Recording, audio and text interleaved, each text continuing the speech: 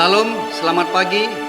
Selamat datang pada ibadah pagi hari ini. Hari ini kita akan mulai ibadah yang beberapa saat lamanya kita tidak dapat berkumpul, tapi dengan kebaikan dan kemurahan hati Tuhan kita dapat dikumpulkan kembali pada pagi hari ini.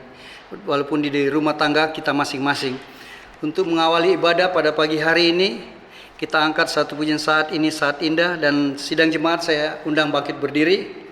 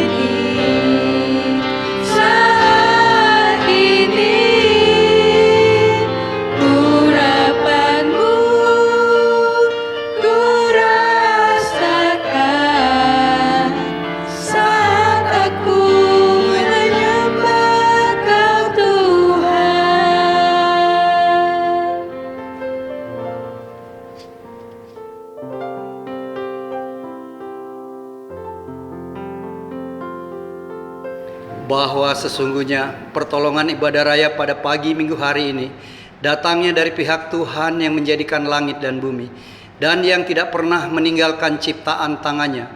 Turunlah atas kita sekalian anugerah dan sejahtera dari Allah Bapa, Putra dan Roh Kudus.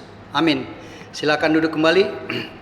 Bapak-bapak, ibu-ibu, pada pagi hari ini kita akan membacakan nats pembimbing yang terambil dari 2 Tesalonika 1 ayat 3.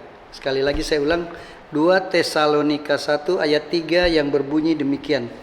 Kami wajib selalu mengucap syukur kepada Allah karena kamu saudara-saudara, dan memang patutlah demikian karena imanmu makin bertambah dan kasihmu seorang akan lain makin kuat di antara kamu. Demikianlah nats pembimbing. Biarlah ini akan menjadi renungan kita dalam melakukan kegiatan dari hari lepas hari. Sekarang kita akan masuk dalam pengucapan syukur dan pengampunan dosa. Tapi sebelumnya kita angkat satu pujian sejauh timur dari barat.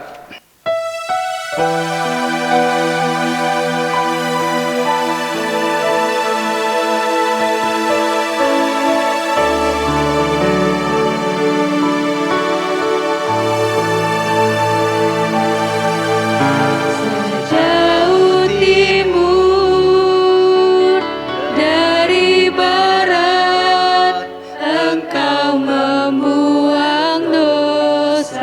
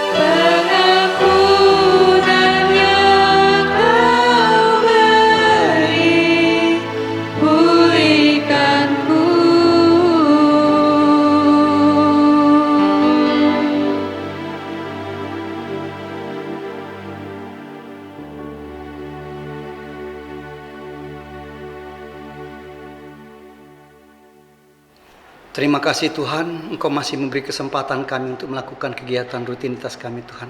Betapa banyak, betapa baik, betapa kasih, betapa sayangnya Engkau terhadap kami Tuhan. Setiap hari, setiap menit, setiap detik Engkau tidak pernah melepaskan dari napas kehidupan, kelancaran, kemudahan, maupun hari yang penuh kebahagiaan. Itu semua karena peranan Engkau di dalamnya Tuhan. Kami mengerti Tuhan, di dalam kehidupan kami kadang-kadang kami tidak sadar kami sudah jatuh dan jatuh lagi, terutama dari tutur kata, hati, pikiran, telinga, dan tangan kami yang kami lakukan terhadap-Mu. Maafkan kami Bapa, beri kami kesempatan mengoreksi, memperbaiki kesalahan-kesalahan ini, baik yang kami lakukan juga terhadap saudara, sanak saudara, tetangga, suami, istri, anak, mantu, cucu maupun ponakan kami. Maafkan kami Tuhan, beri kami kesempatan untuk memperbaiki semua ini, sehingga ini tidak akan menjadi batu sandungan di saat Engkau mengambil kami kembali ke sisi-Mu. Bapa di sorga, pagi hari ini Tuhan, kami keluarga besar datang ke altar mengucap syukur, berterima kasih Tuhan dengan berkat-berkat ini. Biarlah Engkau menuntun, mengawal, serta membimbing kami Tuhan, agar kami dapat mengikuti ibadah dari awal, pertengahan, sampai akhir, hanya dengan kehendak-Mu. Kami sandarkan semuanya Bapa hanya melalui anak-Mu yang tunggal, Yesus Kristus Tuhan dan Juru Selamat kami yang hidup. Amin. Kita akan mengikrarkan pengakuan Imam Rasuli, tapi sebelumnya kita angkat satu pujian, Kala Ku Cari Damai. Dan sidang jemaat saya undang bangkit berdiri.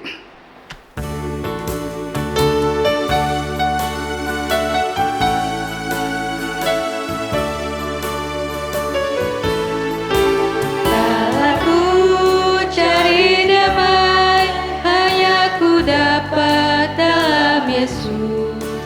Kala ku cari ketenangan, hanya ku temui di dalam Yesus. Tak satu pun dapat menghiburku, tak seorang pun dapat menolongku. Hanya Yesus jawaban hidupku. Bersamanya hatiku damai, walau dalam lembah kekelaman. Bersamanya hatiku tenang, walau hidup penuh tantangan. Tak satu pun dapat menghiburku, tak seorang pun dapat menolongku. Hanya Yesus jawaban hidupku.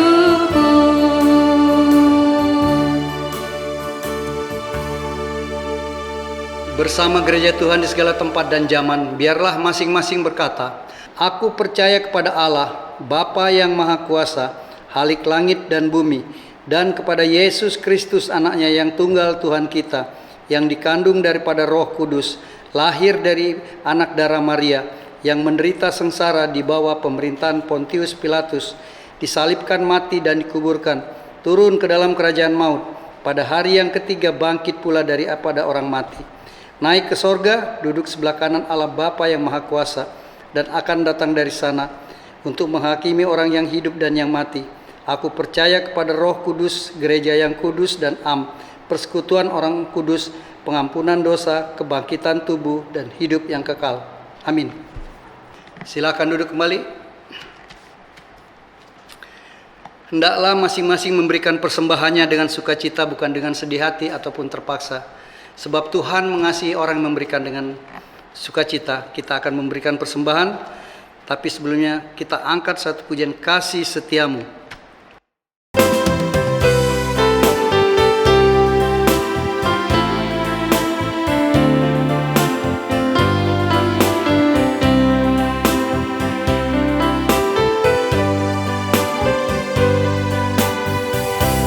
Kasih setiamu yang ku rasakan, lebih tinggi dari langit biru.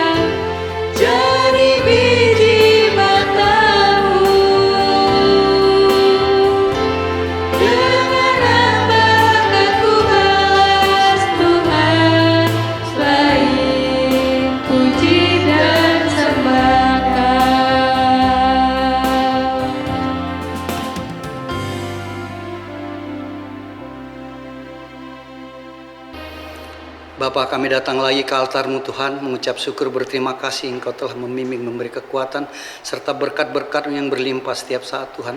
Biarlah berkat-berkat ini Tuhan, kami kembalikan lagi berupa persembahan yang akan menjadikan ini semua menjadi bau harum di depan altar-Mu yang maha suci Tuhan. Bimbing topang kami Tuhan, agar kami selalu bersandar kepadamu.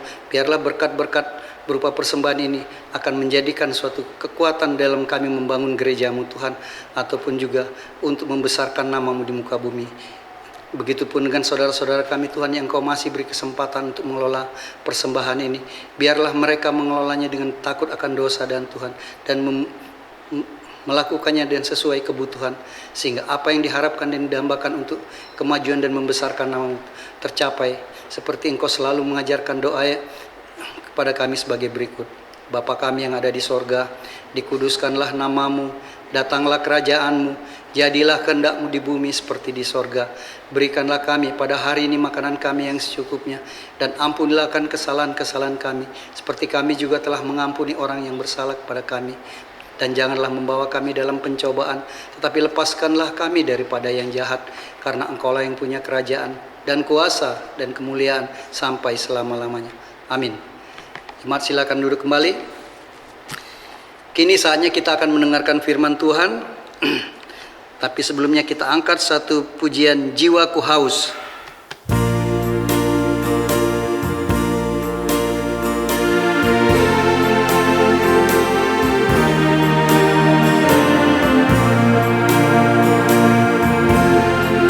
Jiwaku haus, haus akan kasih-Mu.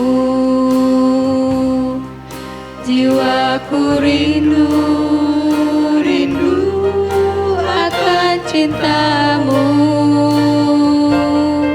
Siramilah taman hatiku yang kering ini, agar cinta-Mu bersemi di hatiku. Oh Yesus kekasihku, hanyalah Kau. Nama-Mu kan kukir di hatiku. Seumur hidupku hanya bagi-Mu, Yesus. Ku mau setia, setia selamanya. Jiwaku haus, haus akan kasih-Mu. Jiwaku rindu, rindu akan cinta-Mu. Siramilah taman hatiku yang kering ini, agar cinta-Mu bersemi di hatiku. Oh Yesus kekasihku, hanyalah Kau. Nama-Mu kan kukir di hatiku. Seumur hidupku hanya bagi-Mu, Yesus. Ku mau setia, setia selamanya.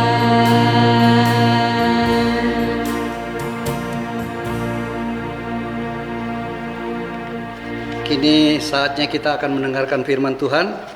Kami beri kesempatan kepada Ibu Pendeta Jojor yang akan memberikan firman Tuhan. Kami persilakan waktu dan tempat.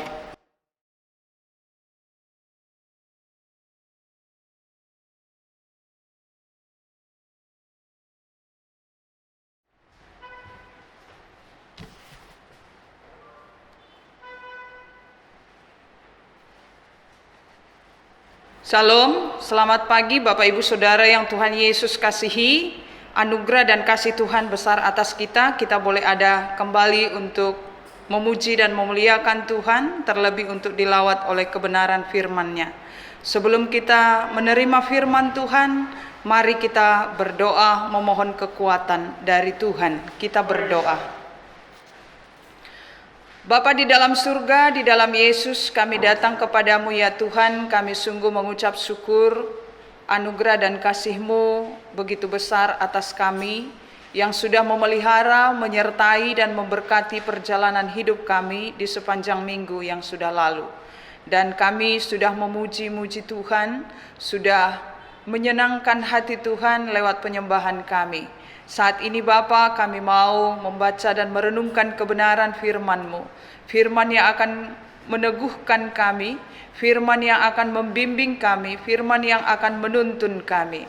Oleh karena itu kami sungguh-sungguh memohon pertolongan Roh-Mu yang kudus menolong kami, agar kami boleh mengerti apa yang Tuhan kehendaki melalui kebenaran firman-Mu. Terima kasih ya Bapa, bersabdalah bagi kami, karena kami sedia untuk mendengar.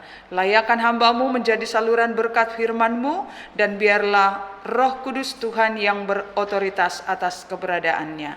Terima kasih Bapa, di dalam nama Tuhan Yesus Kristus yang adalah firman hidup yang kekal, kami berdoa dan bersyukur.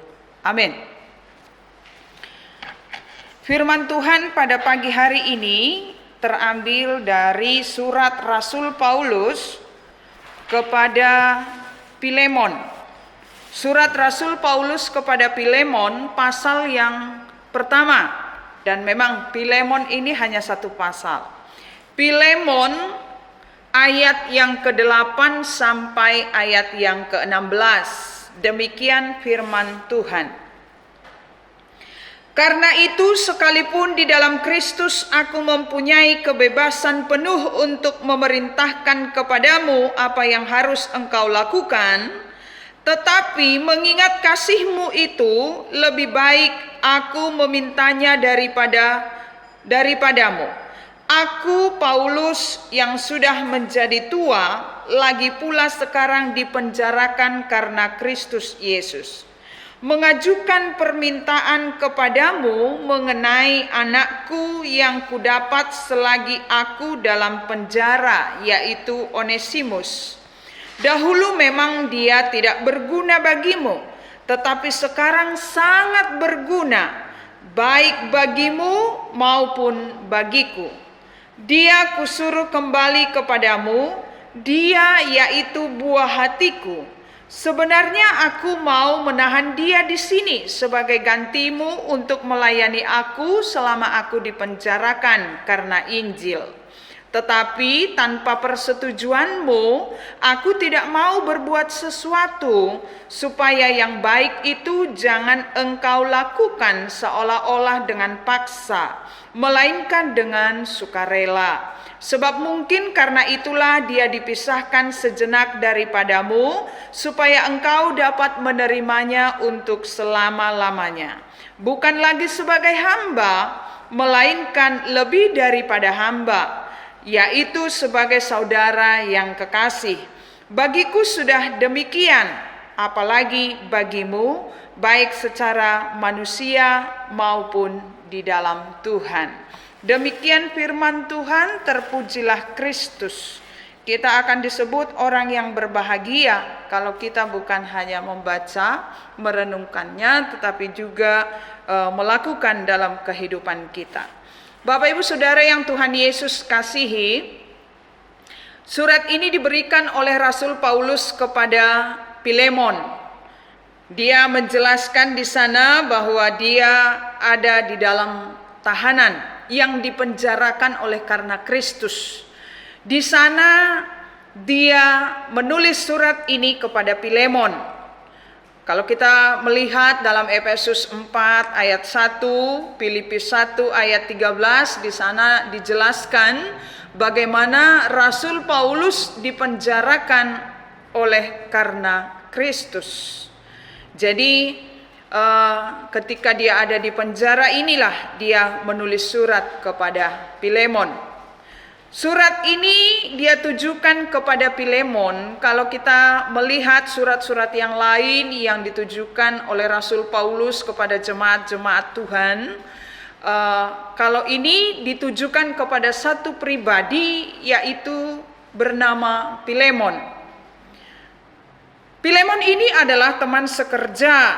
Dia katakan dalam ayat 1, dari Paulus seorang hukuman karena Kristus Yesus, dan dari Timotius saudara kita kepada Filemon yang kekasih, teman sekerja kami.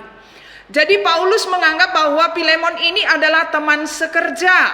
Mengapa sebagai teman sekerja? Karena rumah Filemon dipakai sebagai tempat berkumpulnya, tempat berhimpunnya jemaat-jemaat Tuhan di dalam mereka memuliakan Tuhan. Jadi Filemon ini adalah rekan sekerja. Memang surat ini ditujukan kepada pribadi Filemon. Kalau J.B. Lightfoot katakan bahwa surat Filemon ini adalah surat yang unik. Kenapa unik? Karena surat ini satu-satunya surat Rasul Paulus yang bersifat pribadi. Memang ketika dia menulis kepada Titus, menulis kepada Timotius, itu ditujukan kepada Titus dan Timotius. Tetapi isi surat-surat itu berisi tentang doktrin. Tentang doktrin gereja. Itu yang disampaikan kepada Titus dan Timotius. Tetapi yang disampaikan kepada Filemon ini sifatnya sangat pribadi. Karena menyangkut pribadinya Filemon. Makanya J.B. Lightfoot itu katakan surat ini adalah surat yang unik. Nah, sekarang kita akan merenungkan bagaimana isi surat Rasul Paulus kepada Filemon dan apa hubungannya dengan tema kita, yaitu tambahkan iman dengan kasih kepada saudara dan kasih akan semua orang. Apa hubungannya? Kita akan belajar dari surat Filemon ini, apa yang disampaikan oleh Rasul Paulus kepada Filemon dan apa yang diharapkan oleh Rasul Paulus kepada Filemon. Nah, Bapak Ibu Saudara yang Tuhan Yesus kasihi, kalau masa-masa pandemi sekarang ini kita mengenal yang disebut dengan 3M. 3M, memakai masker, mencuci tangan, menjaga jarak. Pagi ini pun kita akan belajar 3M dari surat Filemon ini. Yang pertama adalah adalah mau diperbaharui. Ini yang akan kita lakukan supaya kita dapat mengaplikasikan, menambahkan kepada iman kita itu kasih akan saudara dan kasih akan semua orang. Yang pertama supaya kita bisa melakukannya adalah kita harus mau diperbaharui. Kita harus mau berubah. Kita melihat di sana ada Onesimus, di mana Onesimus ini bertemu dengan Rasul Paulus di penjara. Onesimus ini adalah hamba Filemon yang melarikan diri dari rumah Filemon. Onesimus kemungkinan melakukan kesalahan besar. Kalau kita baca di ayat 18, dan kalau dia sudah merugikan engkau ataupun berhutang kepadamu, tanggungkanlah semuanya itu kepadaku. Jadi kita melihat di sini bahwa Onesimus melakukan sesuatu hal yang tidak baik di rumah Filemon dan dia melarikan diri. Kita tahu bahwa kalau seorang hamba melarikan diri dari tuannya ini sangat fatal akibatnya. Tetapi Onesimus melarikan diri dan dia bertemu dengan Rasul Paulus. Nah, Onesimus sendiri artinya adalah berguna. Tetapi aneh, namanya ini tidak sesuai dengan artinya. Onesimus itu artinya berguna. Di ayat yang ke-11 Rasul Paulus katakan, dahulu memang dia tidak berguna bagimu, tetapi sekarang sangat berguna baik bagimu maupun bagiku. Dulu dia tidak berguna, tetapi sekarang berguna. Yang harus kita renungkan adalah mengapa dulu Onesimus tidak berguna. Sekalipun namanya Onesimus yang artinya berguna. Dan Rasul Paulus katakan di sana sekarang dia sudah menjadi berguna. Apa yang membuat Onesimus menjadi berguna sehingga sesuai dengan namanya? Yaitu Onesimus berada di bawah bimbingan Rasul Paulus setelah mereka bertemu, sehingga Onesimus ini mengalami perubahan dalam hidupnya. Artinya Onesimus sekarang menjadi orang yang diperbaharui. Onesimus menjadi orang yang mengenal Tuhan dari pertemuannya dengan Rasul Paulus. Bahkan di penjara itu dikatakan bahwa Onesimus ini melayani Paulus. Kalau kita baca di ayat yang ke-13 dikatakan, sebenarnya aku mau menahan dia di sini sebagai gantimu untuk melayani aku selama aku dipenjarakan.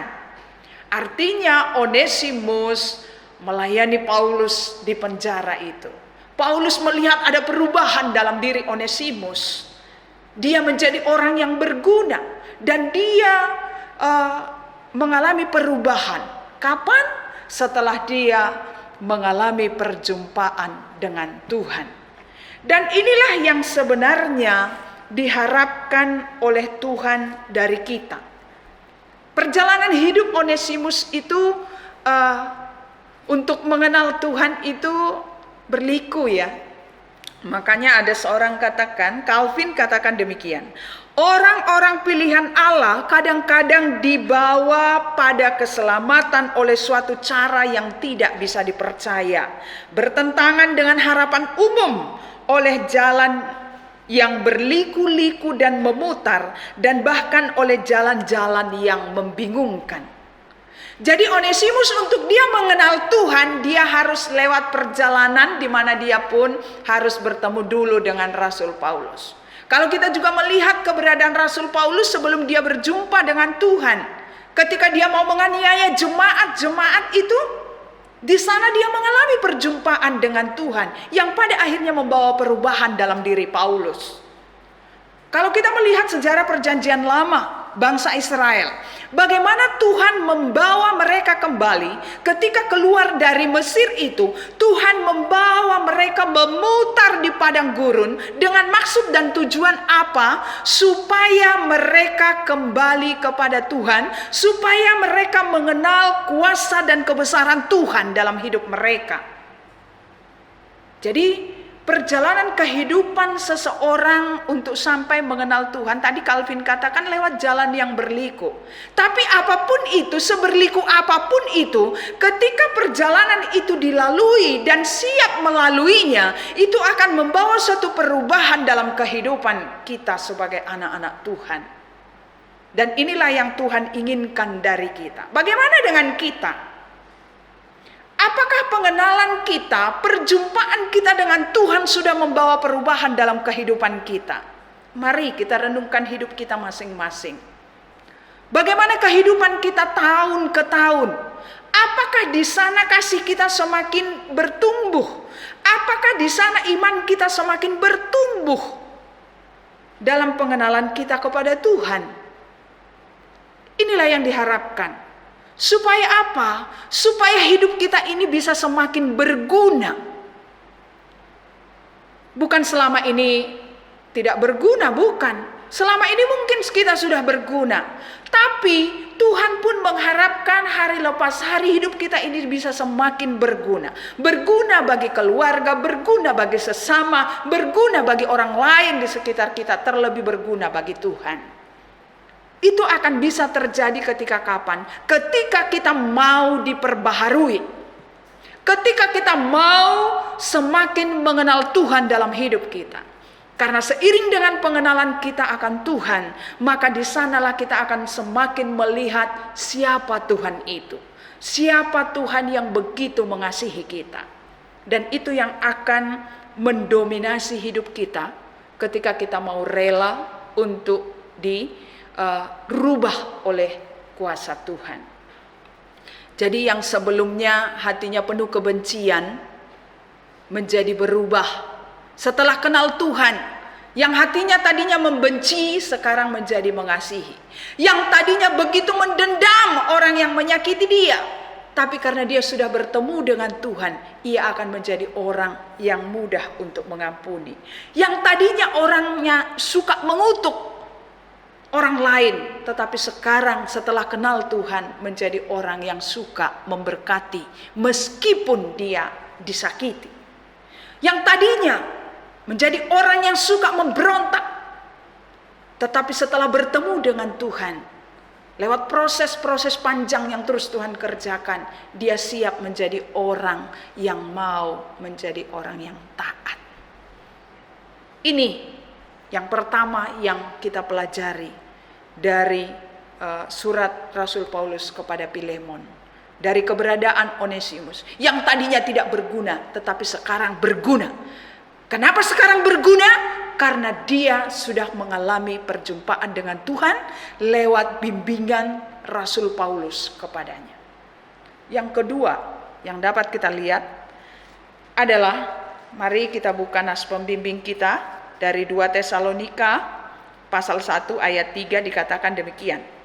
Kami wajib selalu mengucap syukur kepada Allah karena kamu, saudara-saudara. Dan memang patutlah demikian. Karena imanmu makin bertambah dan kasihmu seorang akan yang lain makin kuat di antara kamu. Yang diharapkan dari kita adalah memiliki iman yang makin bertambah. Memiliki iman yang makin bertambah. Memiliki kasih yang semakin kuat. Artinya semakin iman itu bertambah, semakin iman itu bertumbuh, maka kasih itu pun diharapkan semakin kuat satu dengan yang lain. Karena sesuai dengan pengenalan dalam iman itu, dia akan semakin mengenal kasih Tuhan, dia akan semakin mengenal betapa Tuhan begitu baik dalam hidupnya. Maka itu juga yang akan membawa dia kepada kasih yang semakin kuat.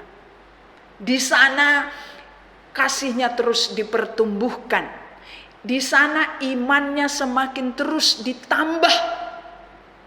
Dan kasihnya akan semakin kuat terhadap sesama, terlebih terhadap Tuhan. Pertanyaannya bagi kita adalah, bagaimana supaya iman itu semakin bertambah? Iman itu akan senantiasa semakin bertumbuh. Itu tidak terjadi begitu saja. Itu tidak terjadi dengan gampang begitu, tidak. Tetapi itu lewat proses demi proses yang terjadi dalam kehidupan kita. Maka iman kita akan semakin bertambah. Prosesnya apa? Lewat proses kehidupan yang kita hadapi. Di sana kita banyak mengalami tantangan. Kita banyak mengalami pergumulan. Hanya bagaimana ketika kita menghadapi itu dengan iman, bahwa Tuhan tidak tinggalkan kita, maka di sanalah iman kita itu diproses. Di sanalah iman kita itu semakin dipertumbuhkan. Di sanalah iman kita itu semakin bertambah. Makanya ada ungkapan, kalau ketika Anda menderita suatu pergumulan, Anda harus bertahan. Itu pertanda bahwa Anda akan naik kelas. Itu artinya apa? Iman kita akan semakin kuat, iman kita akan semakin bertambah ketika kita bisa menjalani setiap tantangan kehidupan yang kita hadapi bersama dengan Tuhan. Jadi lewat proses, Bapak Ibu, iman itu enggak bertambah begitu saja, tidak. Tetapi itu harus dirawat, harus dipupuk, harus dikerjakan, bahkan diperjuangkan. Supaya iman itu terus bertambah. Jadi diasah lewat pengalaman dan perjalanan hidup yang kita jalani. Minggu lalu kita sudah mendengar firman Tuhan, bagaimana iman itu harus rendah hati, bagaimana iman itu tetap fokus, bagaimana iman itu harus kekeh, tetap pada tujuannya. Maka itu akan terus dipertumbuhkan dan iman itu akan semakin bertambah. Yang kedua lagi, bagaimana caranya supaya iman itu semakin bertambah? selain daripada lewat proses perjalanan kehidupan, kita juga harus rajin merenungkan firman Tuhan. Karena dengan merenungkan firman itulah, maka kita akan semakin mengenal isi hatinya Tuhan. Semakin kita mengenal siapa itu Tuhan lewat firman-Nya. Kemudian kita renungkan, kita percayai, dan kita berjuang untuk melakukannya. Itu yang akan membuat iman kita bertambah. Bagaimana dengan kita? Jangan sampai berita yang dari luar lebih banyak mendominasi hidup kita daripada kita baca firman Tuhan. Bagaimana dengan anak-anak muda? Untuk imannya bisa bertambah. Kalau waktu main gamenya itu lebih besar, lebih banyak daripada baca firman. Firman hanya 1 menit, 2 menit, tapi main game bisa berjam-jam. Dan dampaknya apa? Banyak orang tua mengeluh. Beberapa hari lalu saya ketemu dengan seorang ibu, dia katakan begini. Dia mengalami kesulitan ketika menghadapi anak yang belajar online. Dan anaknya itu kebetulan tidak suka dengan matematika. Ketika gurunya sudah berikan pelajaran matematika, anak itu katakan, matematika lagi, matematika lagi. Kemudian ketika dikasih pelajaran yang lain, anak itu susah. Bahkan teman ini katakan sampai ibaratnya sampai tanduk kita keluar menghadapi begitu ya. Tapi ibunya katakan, tapi kalau bermain game berjam-jam anak ini kuat. Tapi kenapa harus menyelesaikan tugasnya itu banyak keluhan. Itu yang disampaikan. Bagaimana dengan kita? Kalau waktu kita lebih banyak bagi hal-hal yang tidak berguna, bagaimana iman kita bisa bertambah? Bagaimana iman kita bisa bertumbuh? Tidak ada jalan lain. Selain dari proses perjalanan kehidupan yang kita lalui, kita harus banyak merenungkan firman Tuhan. Karena itulah yang akan menuntun kita. Jalan mana yang harus kita lalui? Hai anak-anak muda, perjalanan hidupmu bukan ditentukan oleh seberapa banyak kau main game, tetapi seberapa banyak engkau bergumul dengan firman Allah. Itu yang kedua. Yang ketiga, menerima dengan segenap hati. Inilah yang diminta oleh Rasul Paulus kepada Filemon. Ini permintaan yang sulit menurut saya. Karena apa? Onesimus sudah menyakiti dia, tapi Rasul Paulus katakan sekarang engkau harus terima dia. Ini tantangan juga buat Filemon. Bagaimana dia mau menyatakan kasihnya itu, sementara Onesimus sudah menyakiti dia, tapi dia harus menerima. Di sanalah kasihnya itu tertantang. Filemon diminta untuk menerima Onesimus kembali. Kita lihat pada ayat yang ke-11 tadi, dahulu memang dia tidak berguna bagimu, tetapi sekarang sangat berguna baik bagimu maupun bagiku. Dia kusuruh kembali kepadamu, dia yaitu buah hatiku. Sebenarnya aku mau menahan dia di sini sebagai gantimu untuk melayani aku selama aku dipenjarakan karena Injil. Dia diminta untuk menerima Onesimus. Bahkan di ayat 16 dikatakan, ketika Filemon menerima dia untuk selama-lamanya, dikatakan di sana bukan lagi sebagai hamba, melainkan lebih daripada hamba, yaitu sebagai saudara yang kekasih. Secara manusia ini berat. Menerima orang yang sudah menyakiti kita, walaupun itu tadinya itu sebagai hamba, Filemon harus memperlakukan Onesimus, menerima Onesimus bukan lagi sebagai hamba, tetapi sebagai saudara yang kekasih.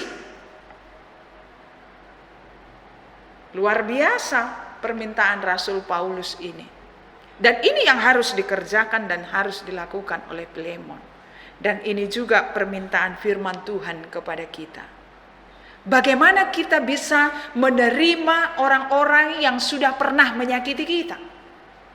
Bagaimana kita bisa kembali mengasihi orang-orang yang banyak membenci kita? Tapi mau tidak mau, suka tidak suka, firman ini disampaikan kepada kita pada hari ini. Kalau kita mau berubah, kita harus terima dengan sukacita. Yang terjadi selama ini adalah seringkali kita berkata, oh saya sudah mengampuni dia. Tapi, itu yang sering kita lakukan. Kita katakan bahwa kita mengampuni, tapi tidak seutuhnya kita bisa menerima. Karena masih ada koma, tapinya ini ada kelanjutannya.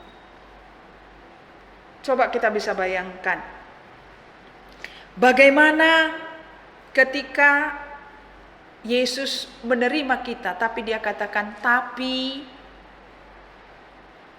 yang Yesus lakukan adalah bagaimana dia menerima kita sebagai orang berdosa dengan sepenuh hatinya, dengan segenap hatinya, dengan segenap kasihnya dia nyatakan kepada kita.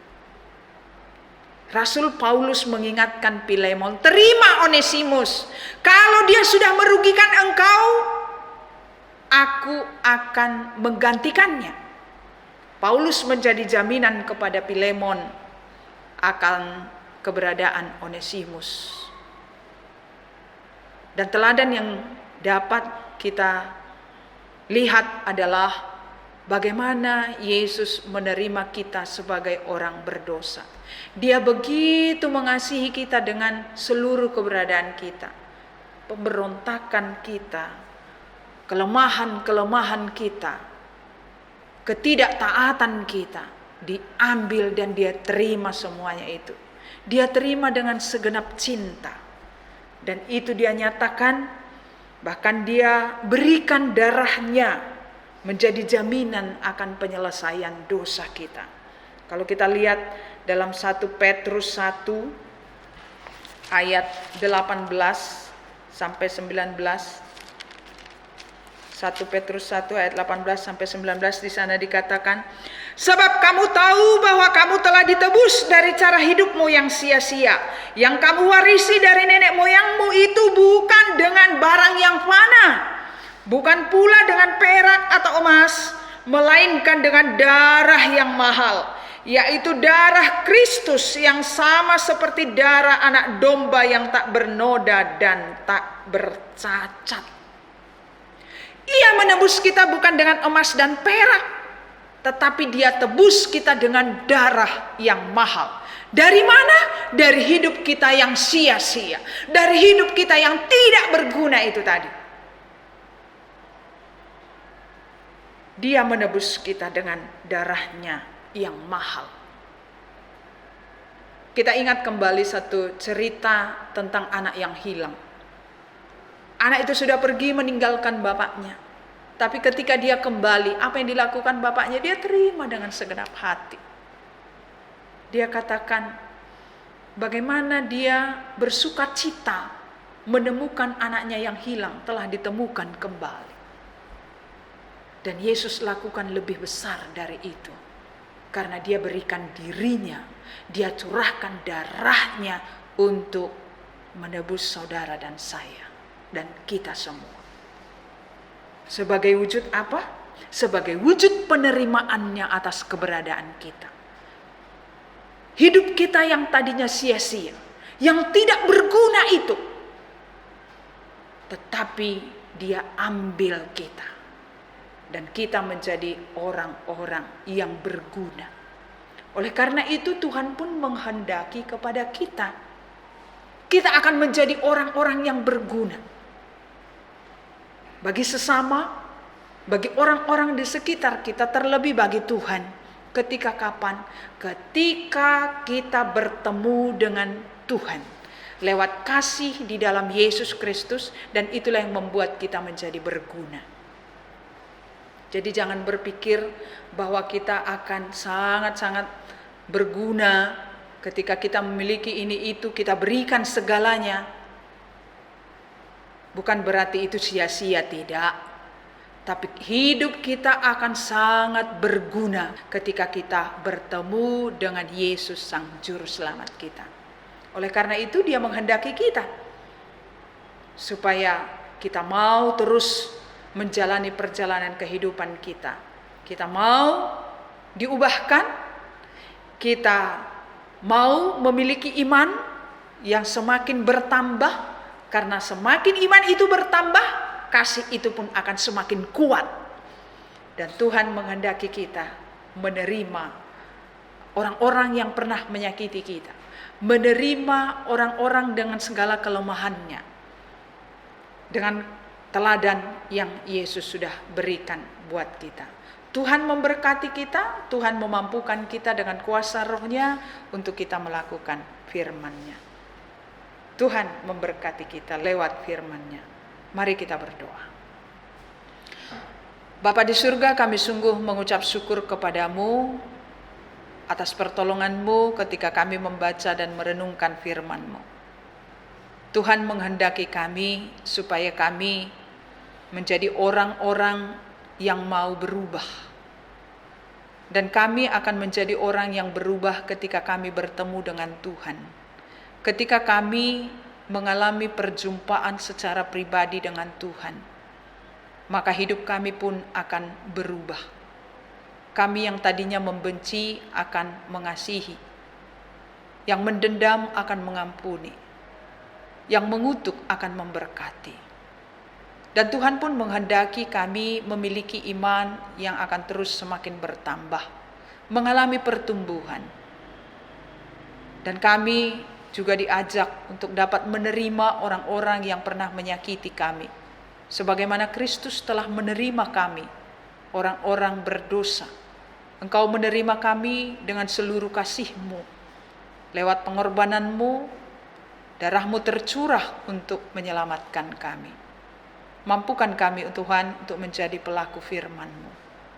Bapa di surga, pada pagi hari ini, kami datang bersama dengan seluruh jemaat Tuhan, membawa seluruh keberadaan jemaat-Mu ke dalam tangan Tuhan, di segala tempat tinggal mereka, dengan segala keberadaan mereka, dalam pergumulan rumah tangga, pergumulan ekonomi, pergumulan kesehatan, pergumulan dengan anak-anak, pergumulan dengan keluarga. Tuhan yang menolong, Tuhan yang memberkati dan melawat mereka dengan kasih sayang Tuhan. Kiranya penggembalaan dari Tuhan cukup atas seluruh jemaat Tuhan. Kalau mereka ada yang sakit, kiranya tangan setia Allah menjamah dan memulihkan mereka ya Bapa dengan kasih-Mu. Kalau mereka berbeban berat, kiranya Tuhan memberikan kekuatan dan meneguhkan mereka. Dan ketika menghadapi persoalan, Tuhan memberikan jalan keluar bagi mereka. Terima kasih Tuhan. Kami juga berdoa mau menyerahkan gereja-Mu di mana kami boleh berjemaat. Tuhan memberkati dan Tuhan menolong seluruh pelayan-pelayan yang Tuhan percayakan untuk melayani. Baik gembala sidang, majelis jemaat, bahkan seluruh pengurus komisi yang ada. Kami juga berdoa ya Tuhan, mau menyerahkan kepadamu untuk seluruh pekerjaan Tuhan dimanapun berada, Tuhan yang memberkati. Lewat apapun firman Tuhan diberitakan, diurapi oleh Tuhan, diberkati oleh Tuhan, supaya siapapun yang mendengar kebenaran firman Allah boleh mengalami damai sejahtera dari Tuhan, boleh mengalami pembaharuan di dalam Tuhan. Bapa di dalam surga, kami juga berdoa mau menyerahkan kepadamu Sinode GKIN ke dalam tangan Tuhan, dengan seluruh persoalan dan pergumulan yang dihadapi dalam pengembangan jemaat-jemaat gereja lokal. Dari Sabang sampai Merauke, Tuhan yang memberkati. Pejabat sinode pusat, sinode daerah di berbagai daerah, Tuhan juga menolong dengan hikmat, kekuatan, urapan yang datangnya daripada Tuhan. Bapa di dalam surga, kami berdoa mau menyerahkan kepadamu untuk keberadaan daripada seluruh keberadaan bangsa kami. Tuhan, Engkau mengenal keberadaan bangsa kami yang sedang mengalami pergumulan panjang sehubungan dengan pandemi yang ada, bahkan dialami oleh bangsa-bangsa di dunia ini. Tuhan, kami memohon belas kasihan-Mu, hikmat-Mu Engkau limpahkan atas para pemimpin kami. Presiden Jokowi bersama dengan jajaran menteri, bersama dengan seluruh aparat pemerintah daerah yang ada, Tuhan menolong, supaya boleh terjadi kerjasama yang baik untuk menangani persoalan-persoalan yang dihadapi oleh bangsa kami.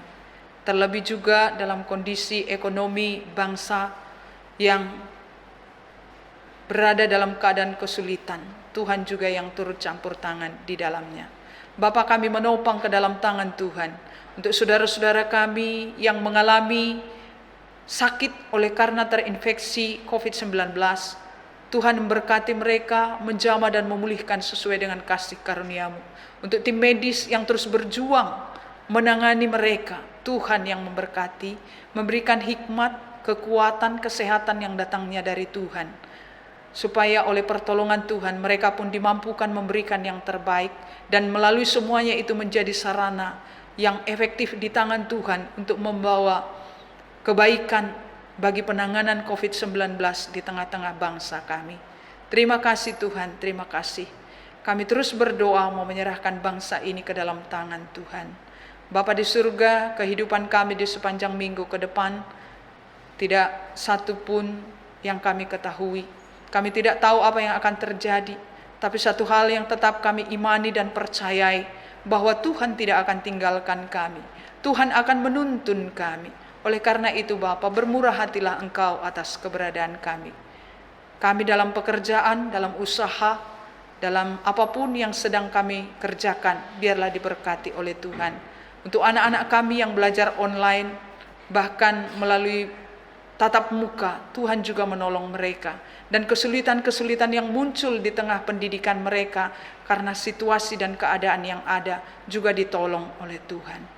Terima kasih Bapa, terima kasih. Ini kami dengan segala kehidupan kami serahkan ke dalam tangan pengasihan-Mu. Karena di luar Engkau kami tidak dapat berbuat apa-apa. Di dalam nama Tuhan Yesus Kristus kami sudah berdoa dan mengucap syukur. Amin. Bapak Ibu Saudara yang Tuhan Yesus kasihi, kita akan mengakhiri ibadah kita pada pagi hari ini. Kita bangkit berdiri, kita menyanyikan satu pujian, Ku kasihi kau dengan kasih Tuhan, sebelum kita menerima doa berkat.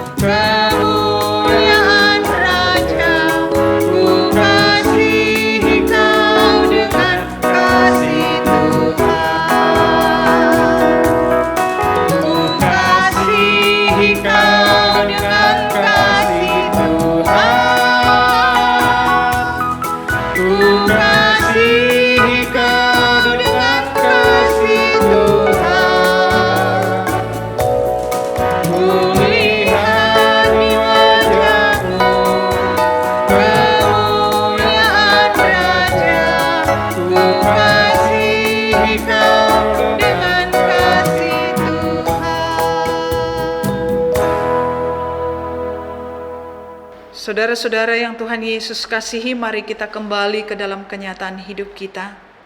Kita bawa firman Tuhan, kita nyatakan kasih Tuhan bagi sesama dan bagi semua orang. Pulanglah bersama dengan berkat-Nya. Kiranya kasih karunia dan damai sejahtera dari Allah Bapa, kasih dan pengorbanan anaknya Tuhan Yesus Kristus, serta penghiburan dan kekuatan di dalam Roh Kudus, menyertai dan memberkati kita sekalian dari saat ini lagi sampai Maranatha Tuhan Yesus datang kembali. Amin. Amin.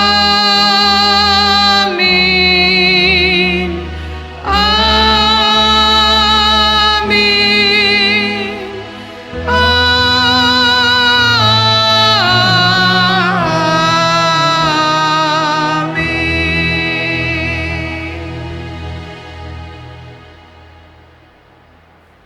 Amin. Ibadah kita sudah selesai. Kepada jemaat silahkan bersaat teduh sejenak. Tetap semangat, ingat 3M, memakai masker, mencuci tangan, menjaga jarak, dan jangan lupa juga 3M dalam firman Tuhan tadi. Mau diperbaharui, memiliki iman yang terus bertambah, dan mau menerima orang-orang yang pernah menyakiti kita. Tuhan Yesus memberkati kita sekalian.